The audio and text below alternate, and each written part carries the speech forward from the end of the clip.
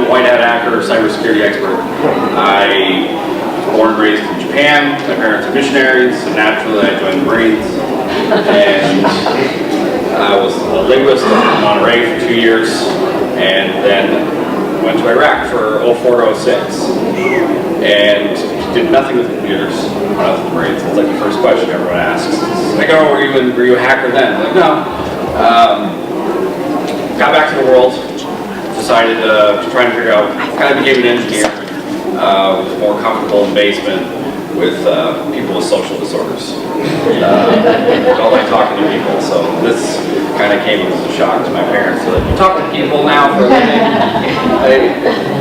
It kind of is an evolution. I'm from Seattle.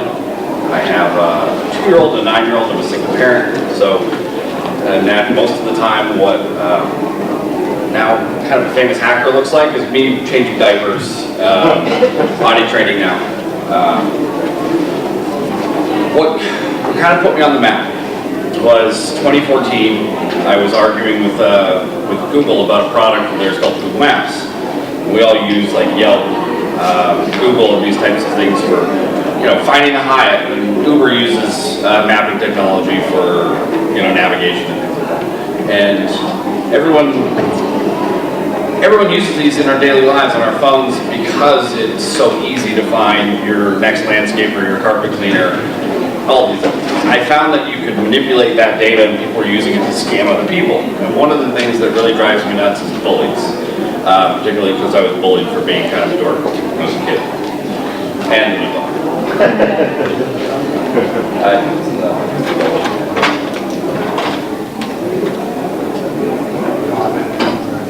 Oh no, I think they have a presentation. So, at some point I got kind of stubborn, and Google's Google, like that's great, and that was their position on it as well. It's like, well, we're Google and you're definitely you, but we're not going to listen to sort of the risks of being able to manipulate business information. So, in a moment of just absolute stupidity, I created a Secret Service location in Washington, D.C. at the exact same location that the real one is. And used a phone number similar to like what you can see on the commercial. So if you see like lendingtree.com and they've got a 1-800 number, call this number. That number is unique to that commercial. And that commercial number will then track how many people responded during the Today Show based on how many people called that phone number. Can you guys hear me without the mic? Yeah. Just leave it on the podium then. Yeah. So, I did the same thing for the FBI in San Francisco because I was watching The Rock with Nicolas Cage, and that's where they were. Once I had those offices established, I was able to flag the original locations. Changed a couple IP addresses, looked like 10 different people said that this was wrong or superfluous information. And all of a sudden mine became the default. You're way ahead of me. 40 calls came in and I was able to record both sides of the conversation to both agencies in about a 12-hour period. I listened to a couple of the phone calls and you could hear the guy at the switchboard saying FBI or Secret Service. You could hear the person calling in to complain, and a couple of them were really just insane. Someone complaining that their pennies were being tracked. The change that he had in his coin jar was off. Just absolute tinfoil hat, crazy stuff. But what really happened was I wiretapped 2 federal agencies from a McDonald's play area where my daughter was playing. It was like 6 or 7 o'clock at night, we're getting ready to go home, and I'm sitting on the computer, and she's off playing, and we went home, and then all these calls came in, and I started to freak out because it worked really well. And so the next morning I walked into the Secret Service office and told them exactly what I just told you.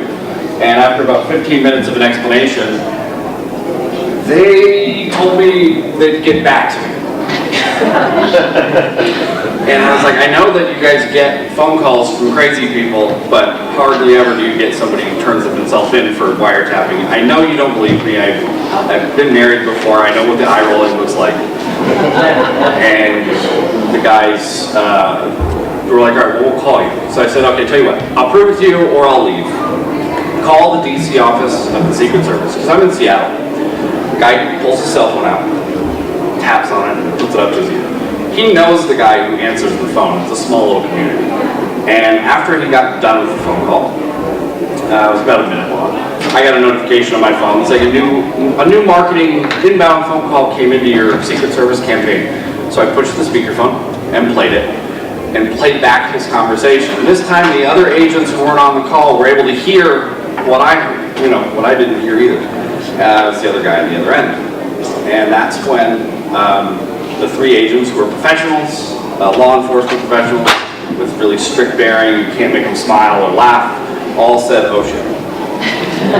And they took all of my stuff. And they read me my rights. And they put me in the guest suite for about 4.5 hours. Which was a very unadvised or ill-advised, risky move, but it made the rest of my career. Since then, being able to write a book about it, gave a TED Talk called Wiretapping the Secret Service Can Be Easy and Fun. You can see why I didn't really do well in the Marines. I don't like independent thought or rule breaking at all. But it's allowed me to kind of pursue and find what I like to do, is educate people on cybersecurity and hacking and what's out there and what's not and what's possible. My first night in the hotel, I'd say 2 nights ago, I got a call from a guy in Denver saying he's on the phone with somebody from Microsoft saying that his network has been hacked and being used for spam and pirating movies. And so I get on a conference call with him and this guy who sounds like he's from India. And the guy said, yes, we're from Redmond, Washington, D.C. Does anyone know why that's a problem? Microsoft is headquartered in Redmond, Washington, which is a completely different state than Washington, D.C., which isn't even a state. But the guy in India didn't know that. The scammer was trying to get him to install some remote piece of software, which would then immediately brick his computer. And this guy, God bless him, Mike O'Neill, he was like, are you sure? I mean, this guy sounds really insistent that I need to fix this problem. So this guy's created this illusion of hackers in this guy's network so he can install some software that'll protect him from Microsoft's licensing department. Microsoft is not going to call you.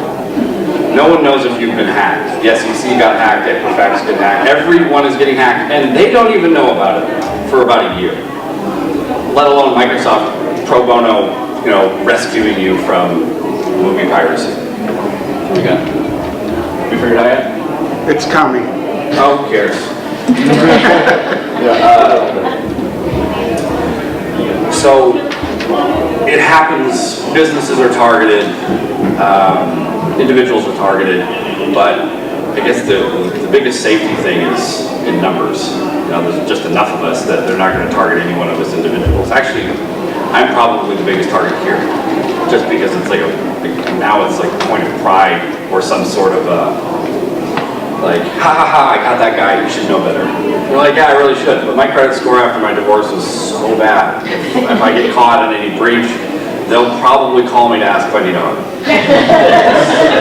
How did you get a single-digit credit score? Like, well, my ex-wife liked to shut up. So, from a solution standpoint, without PowerPoint, I'll keep it very, very simple. If you run a business, you can't really get by without hiring an expert. You can't do it yourself. I'm not going to go and try and navigate the insurance world without an agent. So, to be the same respect and hire somebody else in the same industry. People have gotten away from the fundamentals. How many people here have heard of ransomware? Yeah. So, ransomware is a virus, malware, a Trojan, whatever you want to call it. And they found a way to take. Originally, viruses were designed to sabotage your computer, and that's really not a productive endeavor. What do I care about, like, sabotaging blue shirt here? Like, it doesn't really do any good. I want his money. If I'm a hacker, I'm after money. So how do I convert my time and effort into money? It's identity theft. If you can get 100 million social security numbers, you can get all these credit card numbers, and you get the CVV code, and you get the mother's maiden name, you can actually go and do some damage, and you can actually buy that stuff on the dark web. But the process takes 6 to 8 weeks. What they figured out is if I can get your computer, if I can get you to click on a link, if I can get you to download something like free coupon printer or whatever it is, they get my daughter all the time. Like she wants to download some cute My Little Pony app, and then the computer gets bricked. But it doesn't really do any damage to us. I have backups, and people have somehow forgotten to do that. It's like the NBA forgetting how to dribble. Like the fundamentals of IT security are back up your stuff, lock your stuff with passwords, use antivirus, which has now transitioned to what's called whitelisting. Antivirus software will protect your computer from actually running malicious apps, all sorts of different things. People are forgetting, so you get huge law firms that lose everything, and it happens in the news all the time. Like hospitals have all of their stuff being held for ransom for hundreds of thousands of dollars, and they'll pay it. And I'm sure you guys will insure them happily, which is good business to be in. I think I picked a good career, but you guys really picked a good one. So a lot of people don't know what they have from an inventory perspective. I can't tell you the last time I went into a company and said, show me like an inventory list of everything you have in terms of tech assets. And they can't provide a very clear list. No, it's the tedious job, it's the boring work, but it's absolutely essential. So from a solution standpoint, there's no Harry Potter magic. It's do the work, be kind of diligent in terms of backing up your stuff, paying attention to patching schedule. Like Equifax got breached, lost 150 million records, and they knew that one of the servers that they use publicly on the web had a vulnerability, had a problem that hackers could exploit, and they did nothing about it for 5 or 6 months, and then lost everything. I don't know how they're still a company, really. Like, you should get all your permissions to be, doing what you're doing when you lose everything. Kind of should get it taken away. A lot of times people have a lot of questions. I work with John McAfee. No, I don't think you murdered that guy. So that's usually the first question. I'll go ahead and take care of that. Ma'am? I have a question for you. I know that that's one, just from an agent's perspective, we have a group that looks at technology for agents and things that we should all be conscious of doing. And one of the things that they talked about too was through the ACT program, Agents Council for Technology, they said that everybody should have at least a cyber template that does exactly what you're talking about, inventories, what you have, what you use.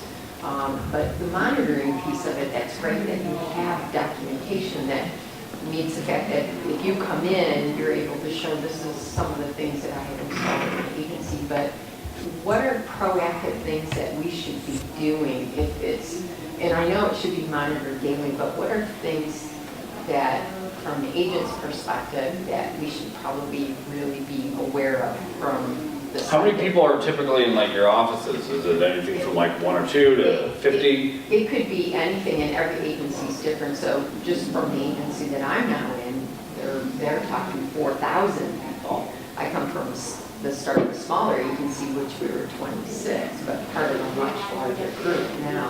What are things that we should be looking at? Definitely, talking from like mobile device standpoint, a lot of people don't realize that you can have everything from an iPhone to an Android, and these devices provide encryption. Encryption is a way of like coding your device so that if someone steals it, they can't read the data that's on it. That's really helpful for insurance agents and other people in the financial sector when you have credit card numbers, bank account numbers. And if someone steals my laptop, it'll ruin my day because it was expensive, but and I don't have it insured, which is kind of acceptable right now. But it's $4,000 equipment. That's it. They don't get any of the data. They don't have any of the personal information. They don't have my kids' pictures. They don't have my financial information because all the data is encrypted. So you can do that with phones and laptops, and it's very easy to do if you know that it exists. But if you didn't know that that was an option or something that you're supposed to do, it's just one of the, what do I not know that I don't know? Those are the scary things.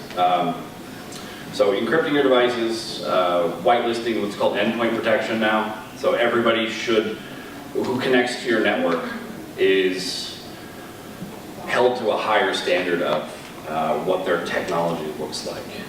So, for example, when you connect at Microsoft and you're an employee, you try to connect to your VPN, from your remote office or from your home. They say, okay, you haven't updated your antivirus in a week. You can't connect until you update your antivirus. You can't connect until you've done all these patching and updates, because that compromises everybody as a whole. If we took a company of 100 people and ran through 2 years of operations, we'd probably lose 10 or 15 of those people, maybe 20 to quitting and leaving jobs.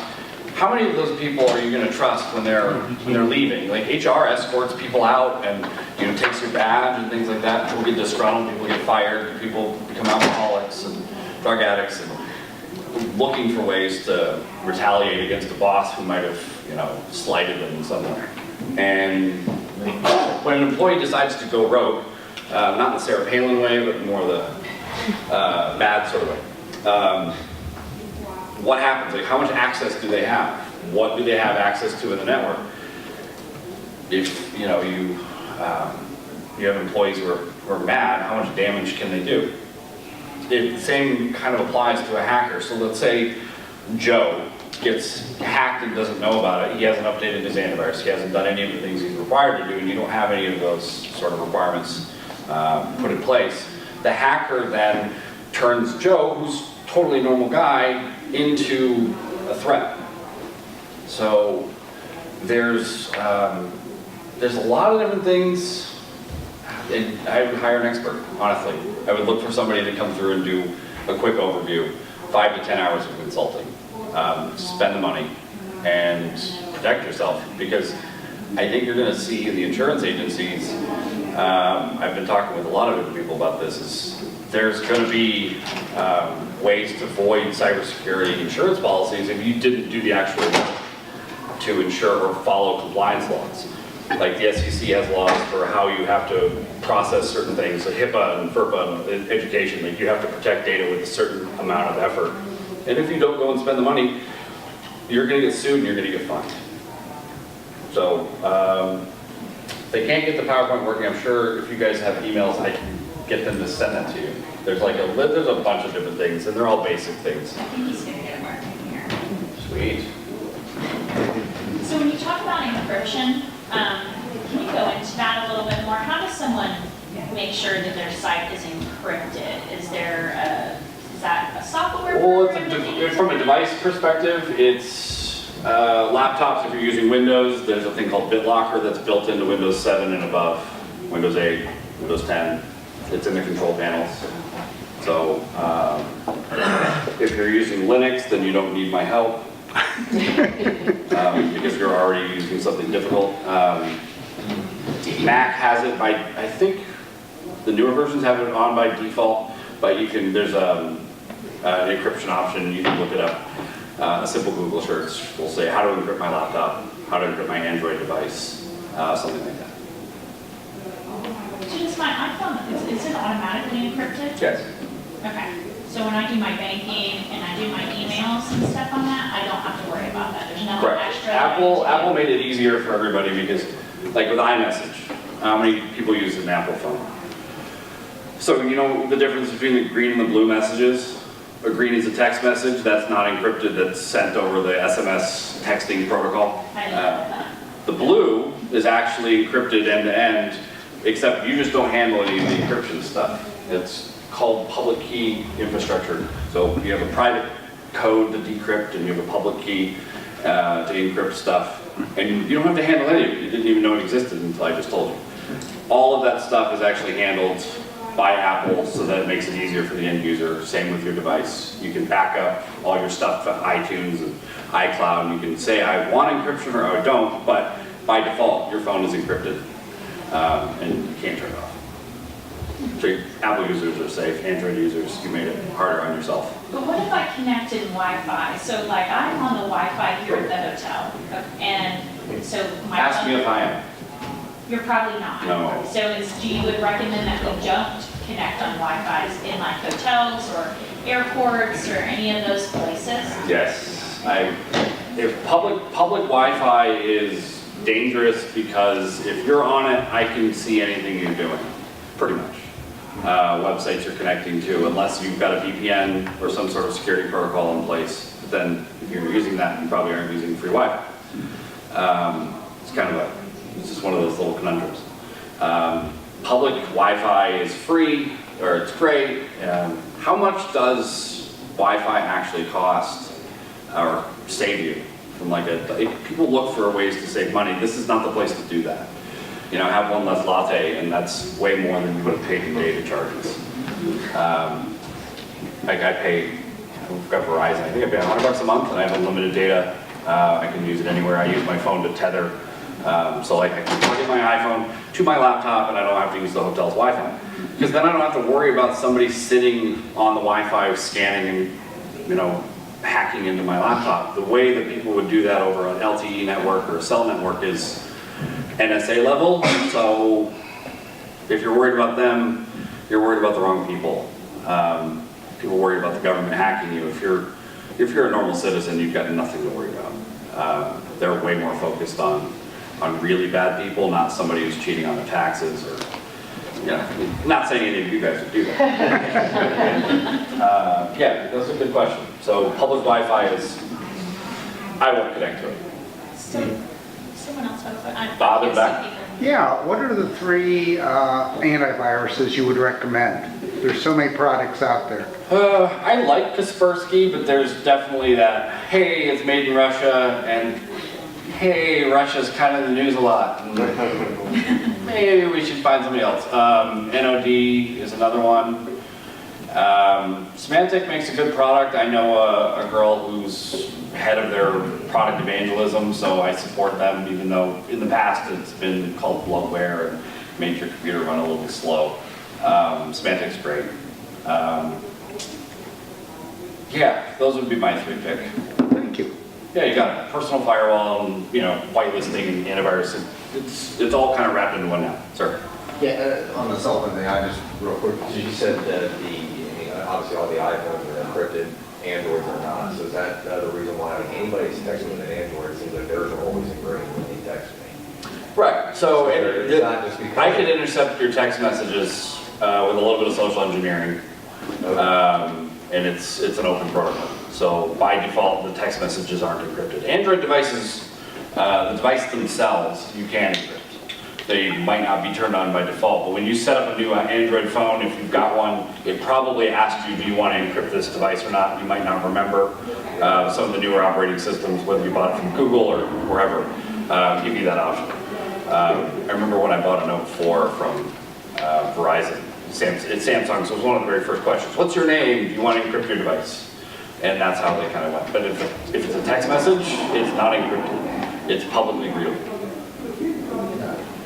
So if you're planning a heist or some sort of caper, don't do it on text message. No, actually, do it on text message, please. Sir, back. One of the new angles for these companies is to scan your information on the dark web. But my understanding is the dark web, you have to be invited. So can you give us what is the dark web? How do you gain access to it? And can they really scan your information on the dark web? All right, cool. So the dark web was invented by, it was actually invented by the government of the Navy. It's called the Onion Network. It's an onion routing network. So what it is a whole bunch of different computers are routing information between each other and kind of playing a shell game. So let's say all of our computers are right here, and they're all in some sort of ring sort of configuration. If I want to go to the dark web and I want to stay anonymous, the way the dark web kind of routes everything is my information goes to her and then sends it to him, and it goes to a random number of people before actually going to the website. So you don't know how many people it went through. So it's like playing the telephone game, except no one knows who started. And eventually the message goes to the website and then comes back and finally stops at me and says, okay, here's the information you requested, buddy. And no one knows who's actually requesting or receiving the information. Because I only know that I gave information to her, whether who I got it from is that's all the information I know. Now, the dark web is a place where people can set up websites that are harder to shut down, harder to track. The dark web scam is the funniest thing I've heard of in a long time. There's no way that they are scanning the dark. A free one-time scan means almost nothing, because if you heard of the Silk Road, it's a drug marketplace, you can hire assassins. Every time it gets shut down, a new person starts it up because they've got good brand marketing. What is this? That's interesting too. So the Silk Road was started off as a drug marketplace. It worked. You could order drugs online, anything from marijuana to cocaine, heroin, pick your type. You know, it was an online shopping marketplace, and you could spend digital currency on the drugs, and then they would send you the drugs. It was a dealer for people with social anxiety. And people in the tech world are definitely more prone to social anxiety. Hot Pockets, Mountain Dew, basements, Dungeons and Dragons, that whole thing. I like to say, people ask how I got into computers, and it's like, well, I was really good at tech and computers and terrible at talking to girls, and now I'm 35. So it caters to that tech savvy, or at least adventurous sort of nature. But then there was other things. You can buy credit card numbers. People will set up websites to harvest credit card numbers, or steal them. And they'll figure out a way to, like, for example, LexisNexis is a huge database and a huge repository for information, and you can go online. Chances are it's still online. There's a website you can pay equivalent like $3 for anybody's information, anyone in this room, because someone has a backdoor application in LexisNexis they haven't found yet. And so that computer, that virus, is sitting there connected to their database, selling information, and they just built they got access to all their company resources, and they didn't have to spend a dime. They just had to hack into it and stay hidden, so they can sell information all day long. Your information, email address, name, mother's maiden name, social, all of the credit card information is worth about $10. So if you break in and steal 150 million records, you've made quite a bit of money before they find out and shut it down. But if you've got someone's social, you're not getting reissued a social. So it's already game over for all of us in terms of keeping our socials private. It's only a matter of time before they figure out a new system. 5 to 10 years, I'm guessing, before enough people in Congress or enough presidents have their identity stolen and money taken. Actually, I'm not worried about the president. They've got the Secret Service investigating, but I try to stay away from them.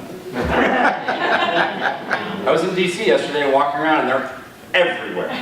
Saw Trump's motorcade. I was staying in a hotel right by the vice president's house, so they're everywhere. I'm just like, ooh. I think these people might know about me, and I'm not going to take that chance. So when you say, the commercials that we hear now, like you said, we'll scan the dark web for your social, that's not really. Do not buy that. Yeah. If you do, then they'll probably sell you undercoating for your car. Yeah. It's already on there. Yeah. Free undercoating scan. But I think that's important, because I think we're bombarded with that, especially after the Equifax issue, where I think Capital One, everybody's like, oh. Well, everyone's jumping on the bandwagon. Like, basically they could just run an ad that says Experian, we're not Equifax. We didn't do what those guys did. And that is still a company. That's just mind-boggling. Yeah. So yeah, the dark web scan is it's garbage, because I don't need to buy your information that's sitting in Excel documents, on the dark web, because that's it's almost a new way of that journalists have found out that there's breaches going on. Bryan runs a blog. He's a Washington Post reporter, and arguably the top journalist in cybersecurity today. Runs his blog out of his house, wrote a book, finds dark web marketplaces and goes and investigates, okay, this is a new 100,000 credit card numbers, names, so on and so forth. Where did these come from? He'll call the people on the list and find out where they went shopping for the last 2 or 3 weeks, and then narrow it down and say, look, everyone went to Chick-fil-A, everyone went to Carl's Jr. Carl's Jr. probably has a breach. And if it was a nobody, writer, no one would care. But because he discovered the Home Depot credit card breach, the Target breach, and some of these other really big ones, he'll go to he is the media. So whenever he writes anything, people at CNN, the Wall Street Journal, Washington Post sit and watch his blog for the second he writes something so that they can follow up on the story. So if he says Carl's Jr. likely had a breach, Carl's Jr. is going to respond. Otherwise, they're going to look silly. So that's one way of discovering. Oh yeah, my information's on the dark web. Otherwise, your information's available through the dark web. It's just not scannable. You have to pay and custom order it. Like, I would like information for this social security number, and then they'll email it to you for $5. I'm not making it sound better. The situation is, safety in numbers. The ways you can protect yourself is don't keep all of your money in a checking account sitting and tied to a debit card. Don't shop with a debit card online if you have a credit card. Use the credit card to shop online, pay it off every month. You guys are insurance agents, so you're probably fairly responsible. You guys aren't, living like a rock star and like extended credit. Everyone in here is a 700 credit score or higher, except for me. You didn't see some of us last night. Oh, there's a reason I've been sober for 5 years. I did all of my fair share. So, do you recommend like any type of virus protection or a specific computer for anyone to use, or I guess you can back them all up properly? yeah, they make backup solutions like Carbonite and Mozy and all these other personal backup solutions. So it backs it up to the cloud, and you can download stuff if your computer falls in a lake or gets stolen.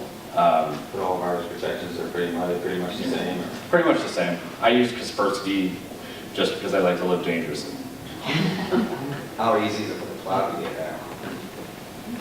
A lot harder than it is for them to hack you. Microsoft has a pretty good track record of not being hacked. Some of the biggest companies, they do a really good job of protecting stuff. Dropbox. So what happens when someone gets hacked? They break past the firewall and they get into the network in some way, shape, or form. If everything's encrypted, they can't see anything. So when Microsoft has breaches, they're not even technically breaches because people can go and look at passwords and all of them are encrypted. And they can't be decrypted without Microsoft's special keys, which they essentially keep like in a safe, locked away in a volcano, on the other side of the world. They do a good job of making sure that it's difficult every step of the way. It's the equivalent of situation A, you break into Fort Knox, you get past the guards at the gate, you get past the front door, and then all of the gold is just available for you to steal. Or, the way Microsoft and these other companies do it, they put a series of traps, kind of like Harry Potter, with the whole Chamber of Secrets. I have kids, what are you going to do? And so there's like multiple things that you've got to get through. You've got to play chess, and you've got to answer the 3 riddles, and the troll, and like you can't, it's just not easy throughout once you've broken it. So I've always heard that I think Apple claims that the Mac is the most secure PC or laptop that you can have. So what's your opinion? It is definitely the most expensive computer that is available.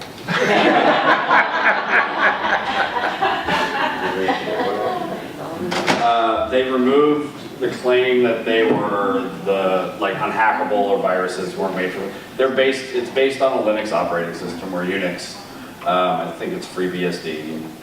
The way people don't build viruses for Unix, Linux operating systems because only the really crazy people like me use that for fun. And so the Mac is made to look better, be more secure, be more stable, and it works really, really well.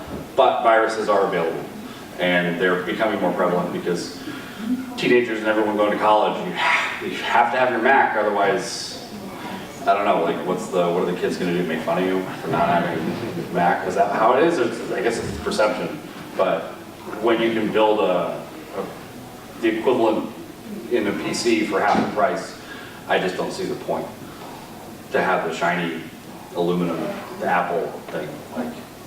I have a picture of Adele, the singer, on my Dell laptop, on the back.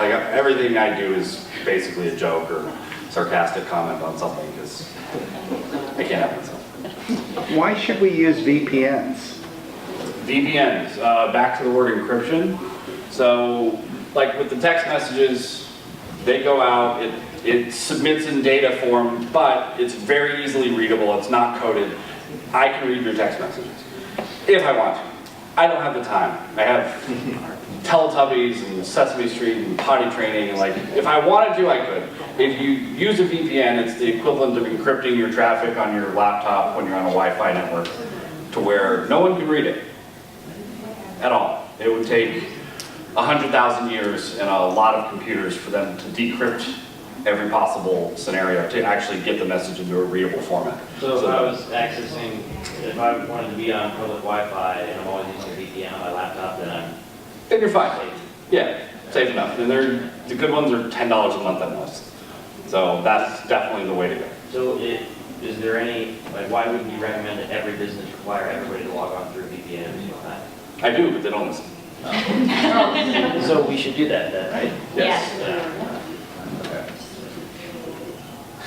Yeah, absolutely. But I can tell you to back up your stuff, and half of you won't even remember that by the time you walk out the door. It's not your fault. It's a boring subject. I picked the best possible subject. I mean, I could have been a rock star. No, but I know one of the things that in our industry we're real big on passwords. That we use multiple companies. Every company has different passwords, different sign-on. A lot of times what they're looking to do is come up with something like an ID federation or single sign-on access. yes, that's an excellent idea. Where literally right now, all of us in this room, if you ask, we probably have cheat sheets, and people don't put cheat sheets on. Sweet. Where do you put your bag? They like to follow us. You probably find out pretty quick. Right, and it's like, I'll tell you if your credit card number has been hacked, just write it down on this piece of paper, and I'll tell you if it's been compromised.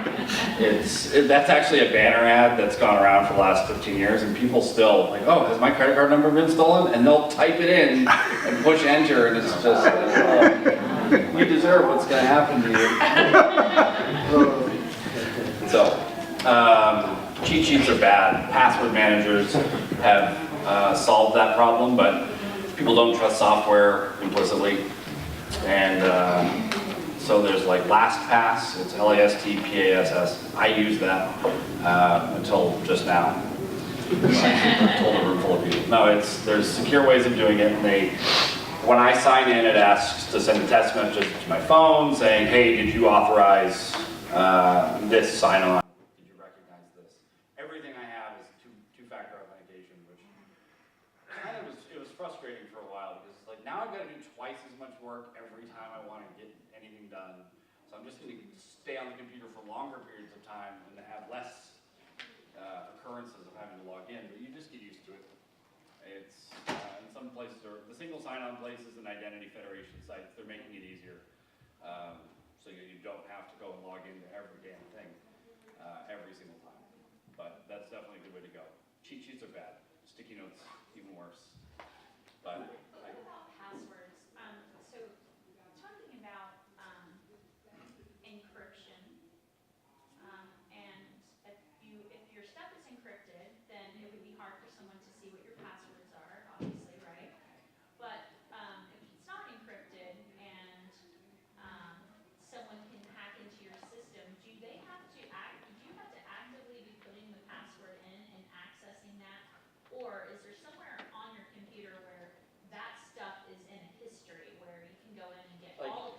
can have a browser that'll save passwords, or Firefox or Chrome, and they'll save and autofill your password. Is that Yeah. If your laptop's not encrypted or you're, at a Starbucks on a regular Wi-Fi, yeah, you don't have a VPN. I can break into your computer at Starbucks in 5 to 10 minutes, and probably have your Firefox saved passwords or Chrome within another 5, and you wouldn't even notice. It's not like the mouse is going to move, and you're going to be like, it doesn't work. It doesn't work that way. Like, that's not how it works. It's all code and typing and, the crazy little command prompt stuff that makes it look like what they make hackers look like in the movies, except, actual. It takes a little bit longer than it does in the TV shows. I think I saw a TV show where it was like NCIS, where there was 2 people trying to combat a hacker, and 2 of them were typing on the same keyboard. Like, it was 2 people countering a hacker, like, come here, and they're both like, I don't know how that works, but this is what it looks like to have a stroke. Sir, Ben. Well, I was just saying, well, for the marketing materials I've seen, I think most hackers, don't they have hoodies, and the hoodies up and they have sunglasses on? Which is how I always identify a hacker, like, They're that's always dusty. wearing gloves. I can't type with gloves on. Like, you're like, how is this? Yeah. Like, they're wearing like the balaclava, like, just like, this is awesome. It's like, make life for hackers different. Give them gloves and beanies. Oh my God, this is so awful. They look like us. Well, actually, they're probably more round and sitting, sedentary, and they're not very clean shaven. They usually don't go out in public. Have you ever heard of, do you know of any service that would like come out to an employer and talk to the employer and the employees about how to better protect themselves? Like you're doing now with the services tailored towards, hey, this is how you're vulnerable, so we should be doing to help. Because, as insurance agents, a product that's offered now is identity theft for employees. Like the employer can purchase it and then provide identity theft coverage for all their employees, but maybe as an additional service we could offer is you should talk to this company that also talks to everybody about what they should do to protect themselves. Yeah, it's companies like, people like me do that for a living. So, yeah, I'd say you. Yeah. There's also insurance companies that actually offer that as a service, so check with your insurance carriers, several of them do offer that. Yeah, jail. Okay. If you trust all the insurance agencies and their decisions. Well, of course you do. You should be up here telling jokes. Sir. You were talking about clouds earlier, so we're getting more and more of our carriers moving that way, and our agency management system seems to be moving that way. What do we do to vet their ability? I mean, besides having the username and the password, that's how we get in, that's all we know. But You need somebody who understands the technical. They perform what's called a pen test, which is short for penetration testing, but no one can say that without laughing. So, a pen test is thoroughly vetting and actually looking at the technical connections and figuring out, is this software safe? Is there bugs? Are there holes? And there's really, there's 10 or 15 really common threats that web applications and stuff that's been put in the cloud get, misconfigured. And so people like me will go and actually do thorough testing to vet it. Otherwise, if you're an accountant, you want to go make sure the company's awesome. just the end? Well, I wrote it, so I should know it. Thank you, sir. Yeah, don't be offended. Ethical hack. Ethical. Man. Shall we watch this together? 45 minutes in. Sorry about that. Oh, don't even worry about it. Did you make this stuff? I did not. Oh, it's not. Other button. Other button. Just You got that far. Good hack. There we go. Up is down and down is up. That's what we're.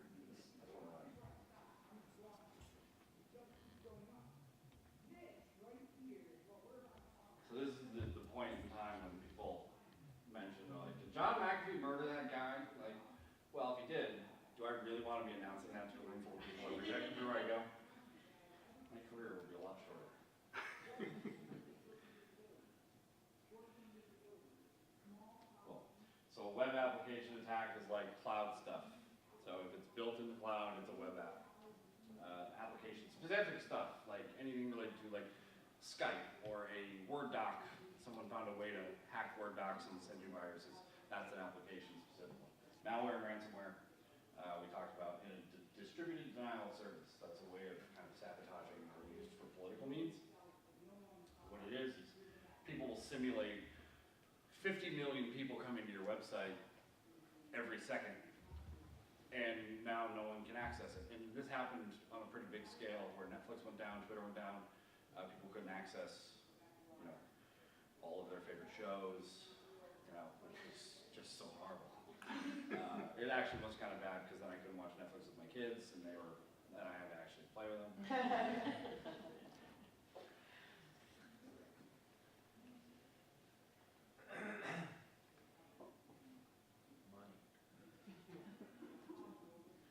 Yeah, so private data, access to private resources, but yeah, this is pleasure.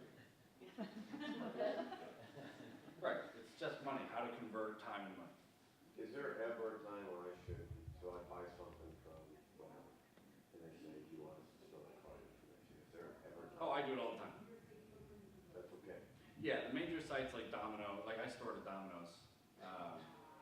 I order pizza from there. Like I can go on my app, just repeat order, like once or twice a week. You're not a bad parent unless you do it like 6 or 7 times a week. Okay. But that, generally that's okay. Yeah, because what will happen is the data will get encrypted in a way that can't be decrypted by people who break in.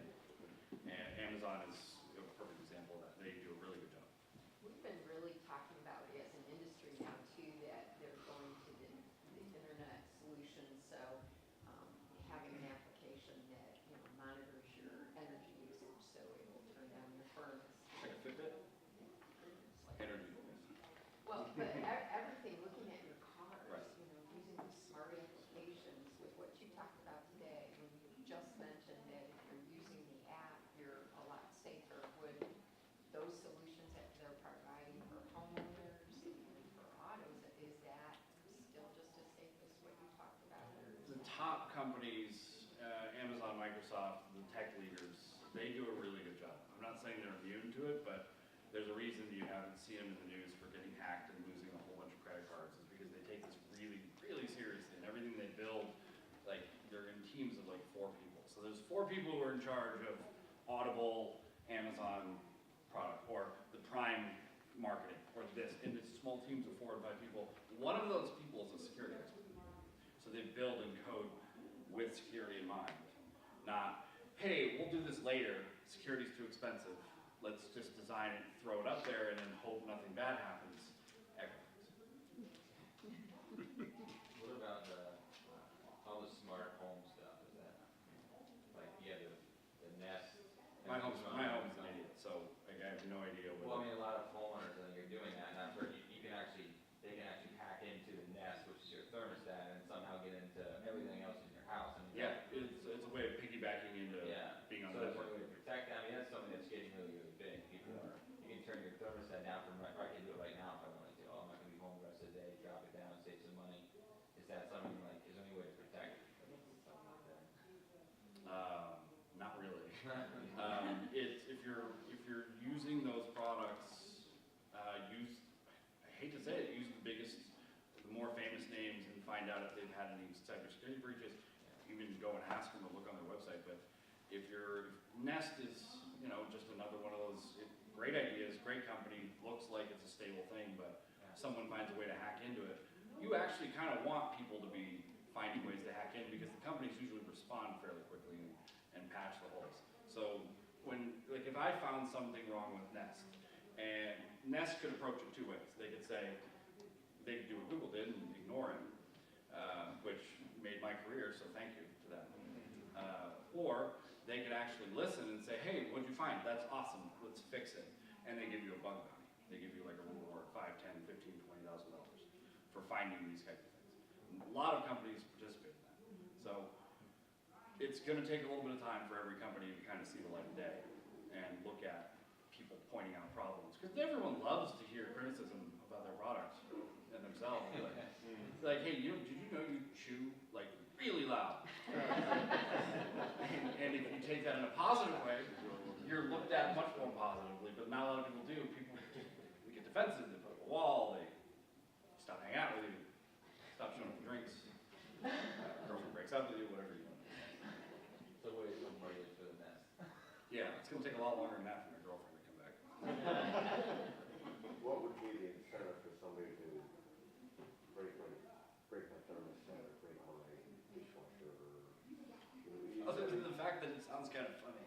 No, right. I mean, it's gonna take, I mean, the time, I mean, I guess you could have, my question should be, you can have an act, a deliberate act that I don't like blue shirts, so I'm going to make it less miserable and I'm gonna. Right, which is very uncommon unless you're just really bad at women. But for it, what he was saying was they'll use the Nest or use the vulnerability there to get access to your home computer if it's on the same Wi-Fi network or it's on your same network. So chances are you haven't built a really secure home network. You've built something small. You've got your Comcast router and you plugged in your Nest and all those other home automation things. And in order for the app to work with all those things, they have to be on the same Wi-Fi network. Like I've got a Roku player and I've got a remote because my kids lose the remote all the time. I've got one on my phone, so I can just open it up, type it in, and actually change channels and do everything just like I had the remote, which I still haven't found. Like I just don't know where that thing went. Like how can he's only got access to like this much of the room. Yeah, I'm pretty sure it is. I don't know why they put vents on the floor in like a family room. It's just asking for trouble. Anyways. But on that Nest thing though, I mean, they can hack in and open your garage door. Yeah, that's what they do, I think. That's Right. like an easy point of entrance. I mean, you could walk around with your clicker for your Honda Civic, and you know, the 2000 Civic or 2002 Civic, and just walk around parking lots and just wait until it works. Yeah, as a right. Because they don't have 20 million different key code combinations. They have like 5,000. Funny story, well, this is funny, I just made me think of this. I was at a Christmas party, there was a white elephant thing, and my brother-in-law got a little thing, looked like a key fob thing, but it was a fart maker. It made fart sounds, and I swear to God, it was on the same frequency as their Volkswagen that popped their trunk.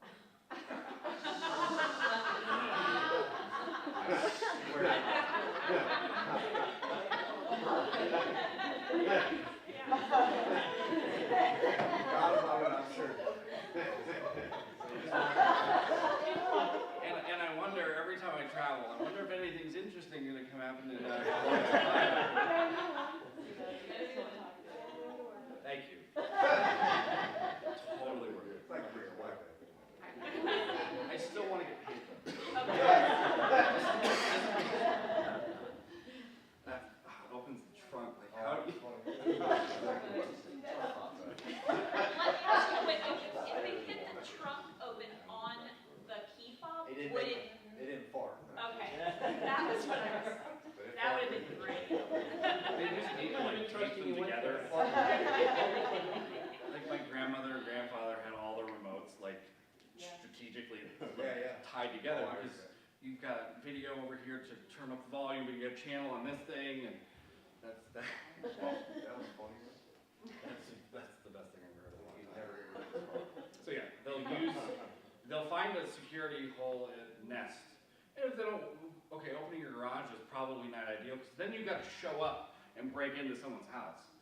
You're not going to develop hacking skills, which mean developing a skill set to not actually have to go anywhere. Because hackers are kind of lazy and they're not physically fit. They don't really want to go and run, jump, climb trees, break into houses, have to run from the police. Like, they'll get caught immediately. So breaking into someone's garage isn't ideal. Opening a channel through the Nest into everything else in the network, that's ideal. Then you can get ransomware in, you can install it, encrypt all their stuff. And the stuff they can't replace is like pictures. You know, if you haven't backed up everything properly, they don't care.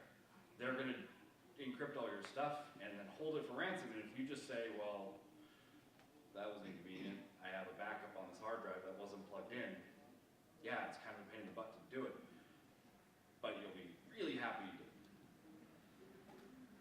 And then they have nothing on you, it's just time. It's just an inconvenience.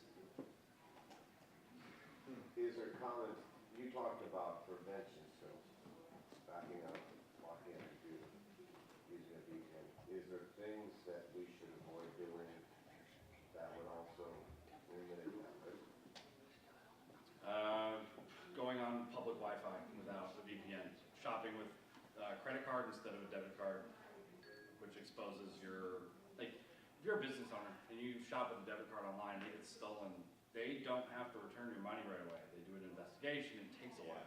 Credit card, you're not liable. Immediately it gets returned. They don't want any of that nonsense, and so they make it really, really easy for you. If you're having to pay rent, your landlord doesn't care that cyber thieves stole your money. You know, like, you're gonna get kicked out. You're gonna be right, and you're gonna have done nothing wrong, but you're gonna be homeless. So, shop with a credit card, use a VPN, have an antivirus and whitelisting backup your stuff. What's the rule? Don't make fear online. Oh, yeah, there's different channels. What about PayPal? You know, when you use PayPal when you're shopping and, you know, it's usually connected to checking account. I would use Apple Pay. You would? You can use it with your iPhone. Apple Pay is good. Square Cash is good for sending money to friends. It's way faster than PayPal. Okay. If you're interested in Bitcoin and cryptocurrency, a year ago it was $1,000 per Bitcoin. Now it's at $5,700. It's gonna keep going up. Mark, just write it down and be like, this guy's an idiot, and then a year later you're like, still an idiot, but he was right about this one thing. Sir. So I was just gonna say on PayPal, you can put a credit card, it doesn't have to be a debit card. Yeah, No, you I should know. pay that. No, I know, I'm just saying though how. PayPal's already antiquated. Oh, I know. The transferring money takes 2 to 5 business days. Like, what is this, 1995? I just don't understand how they can do business in the, like, business days. Like, just, it's like going to the bank.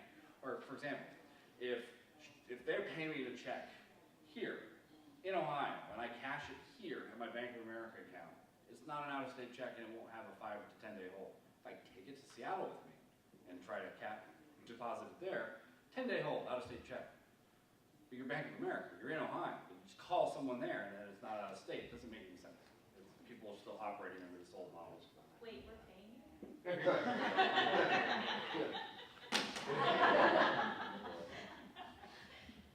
Who was it then? Remember he I already have your credit card number. You can tell Wi-Fi. Some one way What to about check an it for. iPhone? So you said that's all good, right? No, it's still. I'm not one of the best for no reason. Anybody else? I think. Yeah, we're done, guys. Thank you so Oh, much. wow. Thank you. Anybody have Thanks, any other guys.